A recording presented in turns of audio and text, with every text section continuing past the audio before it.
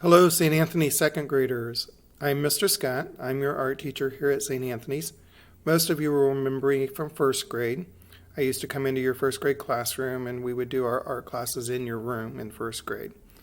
This year we're going to be doing art a little bit differently.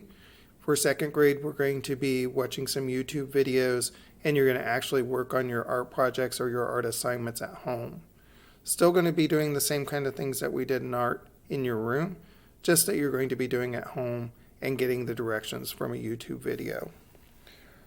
Your art day is on Fridays, so every Friday I will be making a new YouTube video for you to watch, and you'll need to watch this video in order to know how to do the project and what you need to know to be able to do it correctly. So this is how this is going to work. On Tuesdays, you guys come to school on Mondays and Tuesdays. On Tuesday afternoon, Mrs. Patterson is going to send home with you some special art supplies that I have given her. Sometimes that might just be a piece of drawing paper, a special drawing paper. Sometimes it might be some other things. It is very important that you do not use the materials that I send home for your art project for anything else. Don't draw on the papers that I give you. Don't use the materials to make another project that you just want to make on your own or use them for another class. These are just for your art assignment. So make sure that you save these materials and use them after you've watched the YouTube video. You'll also have some supplies in your book bag that I may ask you to use at different times. Things like pencils, markers, crayons, maybe colored pencils. And if you don't have those in your book bag, but you have it at home, you could use those. Or we'll always make it so that you can just use something you have at home. You don't have to have your parents go out and buy special things. We'll make it so that you can use the things that are either in your book bag or that you already have at home. When I send home supplies, I want you to keep them as neat and clean as you possibly can, especially any paper that I send home to you. For example, Tuesday, Mrs. Patterson sent home in your folder something that looked like this. It was a letter, and it just basically tells you and your parents how we're going to be doing art this year virtually. Attached to that piece of paper, or to that letter, was a piece of drawing paper. So again, you're not going to use this drawing paper for anything except for this week's art projects. That paper is going to be inside your folder and inside your book bag. It's in the folder to help keep it neat and clean. I would leave it inside my book bag until I was actually ready to do the art project.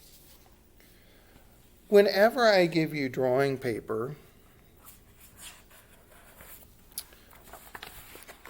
I do not want you to roll it or fold it. We always want to take a lot of pride in our artwork and make it look as neat and clean as we possibly can.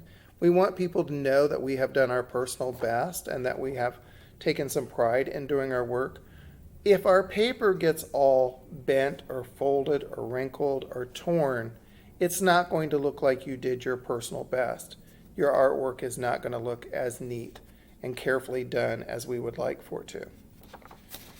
So I do not want you to roll the paper. You roll the paper like this, and you put it in your book bag.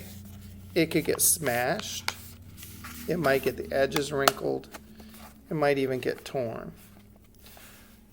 But the biggest problem with rolling your paper is that when you go to draw on it, when you unroll it, it doesn't lay flat.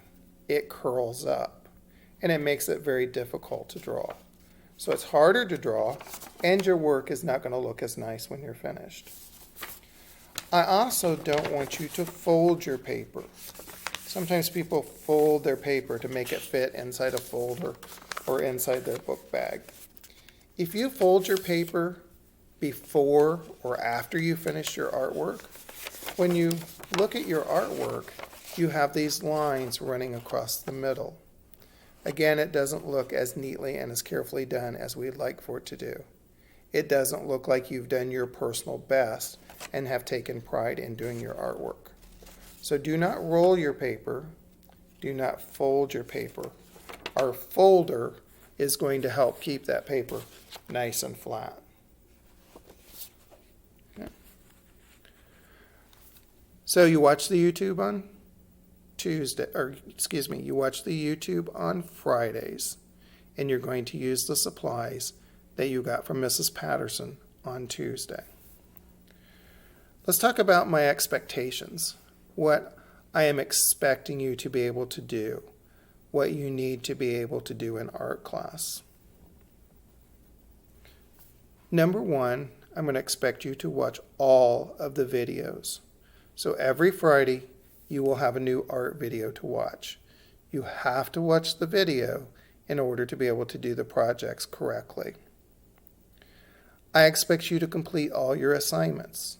I expect you to do all of your work. Mrs. Patterson expects you to do all your reading jobs, all your math jobs, your spelling jobs, all the other jobs that she gives you. I also expect you to complete all of your art assignments, all of your art jobs. After you've completed your art jobs, you've completed your project or the assignment, I need you to bring it back to school on Monday. Again, you come to school on Monday and Tuesday. You get your supplies on Tuesday. You watch the video, do your project on Friday, and you bring your finished project back to school on Monday. You're going to turn that project back to Mrs. Patterson. You're not going to look for me. You're going to give your finished work to Mrs. Patterson, and she will make sure that I get it, or I will get it from her. You don't have to find me in the building or come looking for me. Just give it to Mrs. Patterson. Another expectation. I expect you to put your name on your work. Sometimes I have first graders, kindergartners, second graders, and sometimes even eighth graders who do really wonderful artwork for me. They spend a lot of time doing their artwork. They really work hard to do their personal best. They keep their paper nice and neat and clean and flat. They work really, really hard. Then they turn their artwork in and forget to put their name on their artwork. If your artwork doesn't have a name on it, I can't give you a good grade, and I can't give you credit for finishing the assignment because I won't know who did their personal best, who did that nice job on their artwork. Really super, super important to put your name on the back of your artwork. Whenever I give you a drawing paper and we get ready to do a drawing, we talked about this a little bit in first grade. We want people to look at our drawings. We want them to look at our artwork. We want them to notice our artwork, and we want them to think about our artwork. If we have taken and written our name great big across the front of our picture, our drawing, people might look at our name more than they look at our drawing. They might think more about our name than they do our drawing. As an artist, we want people to pay attention to our drawing, our work. We want them to think about that drawing and that work, and then figure out who made it. If your name is great big, they may not notice the great artwork that you did and only see your name. So we put our name on the back of our drawings. If you're going to put your name on before you even start, which I think is a good idea, you just pick one side of the paper, write your name on it, and do your drawing on the other side. If you choose to do your drawing first, you just flip it over and write your name on the back. There are some things I want you to think about when you write your name. Number one, never use a marker to write your name on the back of your artwork, especially a black marker like a Sharpie like this, or even a marker like this. If you write your name on the back of your drawing with a marker, it's going to leak through to the front. Maybe not right away, maybe not when you're first doing it, but eventually, over time, your name's going to show up in the middle of your drawing. And not only is it going to show up in the middle of your drawing, it's going to be written backwards. So instead of people noticing that nice drawing you did, that hard work you did, your personal best that you did on that piece of paper, they're going to see your name backwards on your paper. So we don't want to use a marker. I would use a regular pencil. Crayons are okay, colored pencils are okay, but we do not use a marker to write our name on the back of our drawings. I want you to think about doing your best handwriting when you put your name on your paper. You'll notice here I was trying to make each letter carefully, and I was trying to space my letters out so that they're easy to read. Think about what you've learned about making good letters and use those good letters to write your name. I don't want your name great big so it fills up the entire back of the paper. I also don't want it very super tiny so it's too hard to read or too hard to find.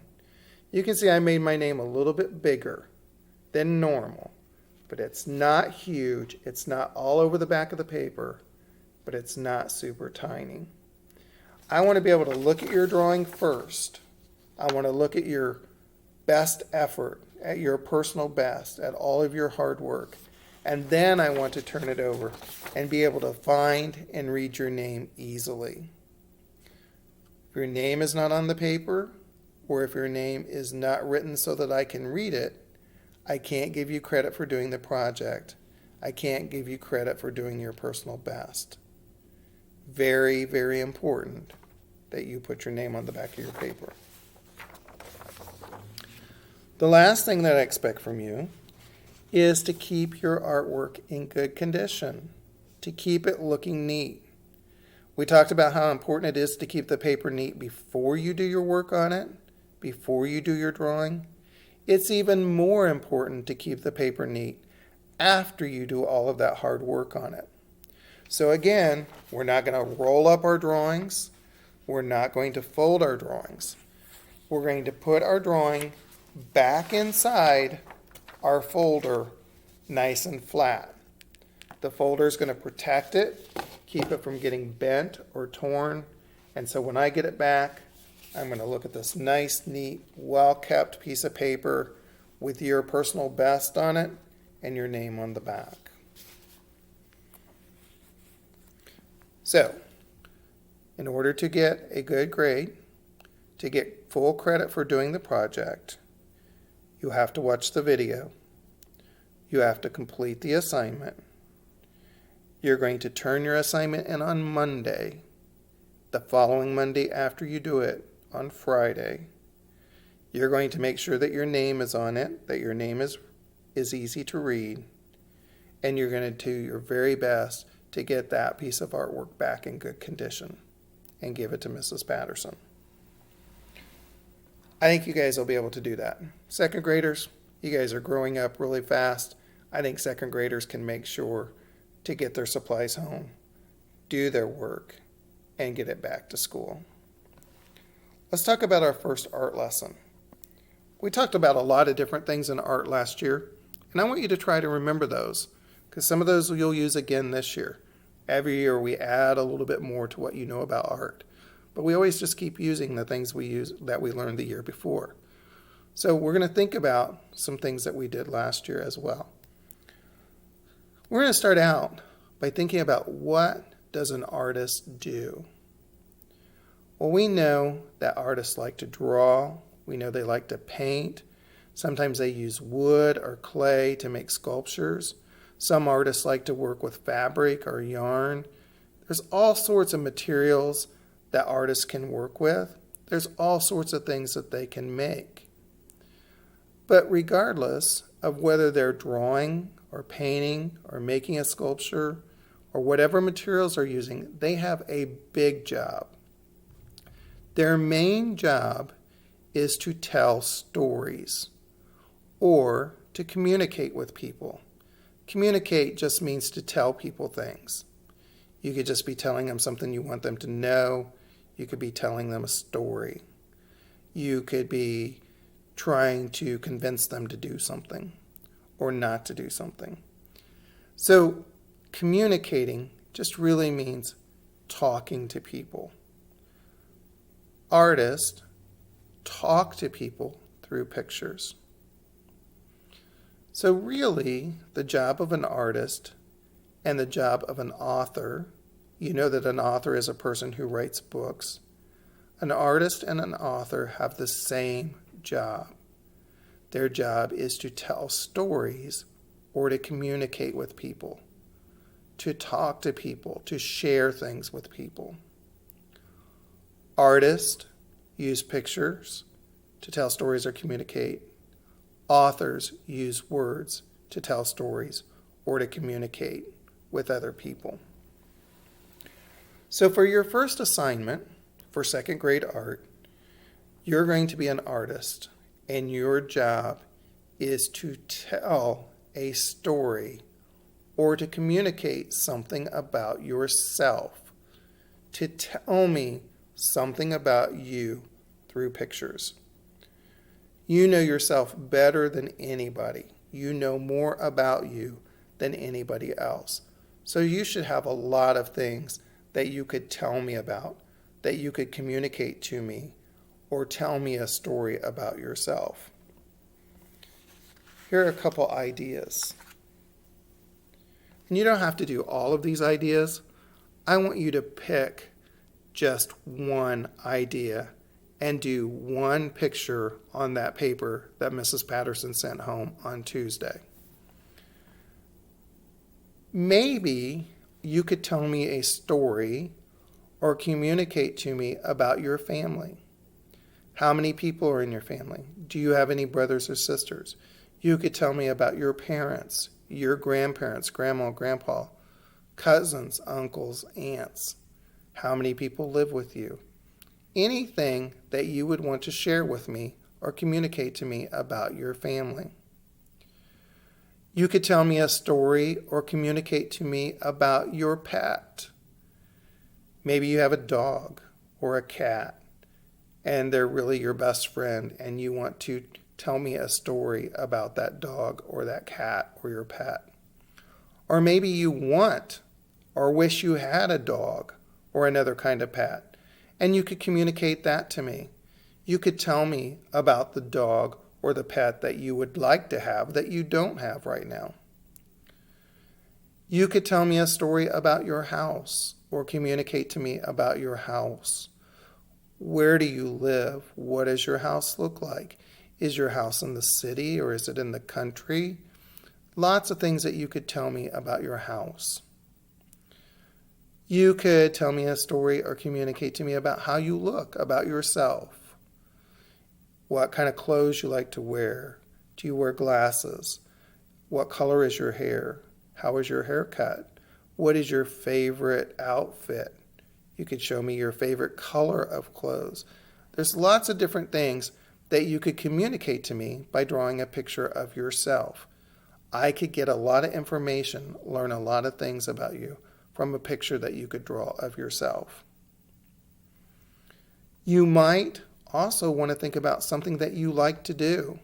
Maybe you like to play soccer, so you could draw a picture that tells me a story or communicates to me about how you play soccer, where you play soccer, how much you like to play soccer.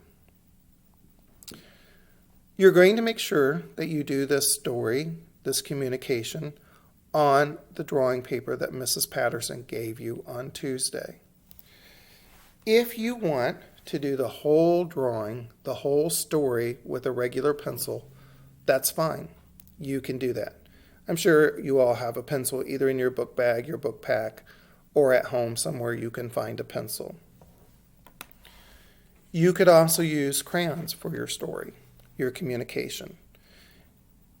If you don't have crayons in your backpack, you may have some at home. If you don't have crayons, that's fine. You don't have to use the crayons. It's a choice if you have them. You could use markers. Again, if you don't have markers in your book bag or at home, that's not a problem. You could use one of the other things to do your story with.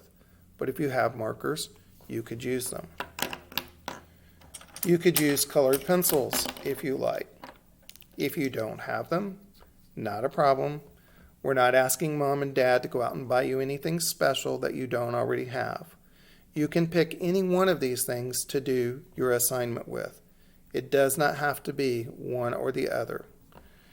You might want to do a combination. Maybe you want to do crayons and colored pencils and markers. Or maybe you just want to draw the whole thing with pencil and then come back and color it later. Maybe again, you just want to use pencils and do your whole drawing with pencil. That is fine. Whether you choose to use just pencil or whether you use the crayons, the markers, or the colored pencils to have color, I want you to think about some of the things that we learned in first grade. I want you to think about how in first grade, when we drew a picture, we tried to fill the entire page, the entire piece of paper with color or with drawing. We didn't want to draw just one little thing in the middle of the paper and leave all this empty space around it. We talked about backgrounds. The background is what we do with the leftover space. If I was going to draw a picture of myself, I wouldn't want to draw just myself in the middle and leave all this white space around me. We talked about a horizon line. We talked about when we looked outside, it looks like the sky and the ground touch. They really don't, but it looks that way. And we said in our drawings, when I go to the art museum, I don't see outside drawings that have blue sky up here, green grass down here, and white space in the middle. The artists make the sky come all the way down to the grass, and the grass all the way up to the sky, and that horizon line is where they meet. So if your story that you're telling me takes place outside, you might want to use a horizon line. But even if it doesn't take place outside, we're going to try to use this whole paper, not to leave a whole lot of this paper empty and white with just one little thing or two little things in the middle. Try to fill it up. Here are some ideas of some things that you could think about to fill up your background or to make your story more interesting. I would be able to learn more about you and have a more fun story if you think about these things. First of all, think about, is your your story inside or outside? If it's outside, what's the weather like? Is it raining? Is it sunny? Is it snowing? What's the weather doing while your story is happening? If your story's inside, what room is it in? Where is it inside? Is it inside at your house? Is it inside at the grocery store? Is it inside at school? There's lots of different places where a story could happen inside. You could think about the time. Is your story happening during the day, or is your story happening at night? Okay? So those kinds of things can help you fill up your page and also make your story much more interesting for the people that are looking at it.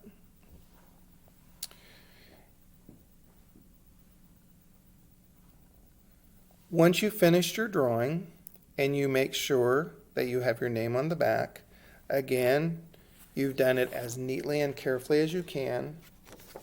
You've kept your paper nice and flat and clean. And you've done your personal best. You're going to put it back in your folder and return it to Mrs. Patterson on Monday. Some of you might be thinking, oh man, drawing is really hard for me. I don't know how to draw a picture of myself. I would really like to have a dog, but I'm not sure how to draw a dog, so I'm not sure I could do that idea. And I don't know if I could make my house look just like my house really looks. So I don't know if I could do that idea. I don't want you to worry about being a perfect drawer. If drawing is difficult for you, that's fine. When I look at these drawings, I didn't say in my expectations that I was expecting you to be a perfect artist. I didn't ask that. All I want you to do is do your personal best. It's okay. if the pencil doesn't do exactly what you want it to do. Or if you have to erase off a line, that's okay. If you color something the wrong color, that's okay. If a shape isn't exactly the right shape, that's fine. If a line doesn't go where you want it, that's fine. I just want you to do your personal best to communicate or tell me a story. I'm not looking for perfect pictures. I'm looking for you doing your best effort to tell me a story with pictures. Because in your folder comes back to school to Mrs. Patterson on Monday. So just one more time. Tuesday, Mrs. Patterson will send home supplies with you. You do your best to take care of those supplies to keep them neat and clean. On Friday, there will be a YouTube video for you to watch. You watch the video to get directions and to know what to do for the assignment. You complete your assignment at home, doing your personal best, not worrying about being a perfect drawer, but doing your personal best. You put your drawing back into your folder, into your backpack, and bring it back to Mrs. Patterson on Monday. I hope you have fun with your drawing. I hope that you are able to tell me a really fun story about yourself. I'm looking forward to looking at your stories and learning about you. I'm excited to see and learn things about you. I'm excited for you to communicate and tell me about yourself through a picture. There's one other thing that I wanted to mention that I kind of forgot. When you do your drawing, I do not want you to use words. Sometimes when you draw in your regular classroom, your teacher may want you to label the things in your drawing. Labeling just means that you write a word on your paper right next to the thing that you have drawn. So if you drew a picture of yourself, you might write your name on the paper. If you drew a flower, you might write the word flower by it. If you drew a dog, you might write the word dog by it. On this assignment, I do not want you to label things in your drawing. We're going to let all the authors, and you can be an author too, but we're going to let the authors use words to tell their stories, and we're going to use just pictures to tell our story. So don't write words or label things on your drawing for this assignment. Okay? So again, I'm looking forward to seeing your stories, excited to learn about you, excited to see you communicate to me through art. Tell me a story through art. I'm looking forward to seeing you in person soon, but until then, I'll see you again on YouTube next Friday.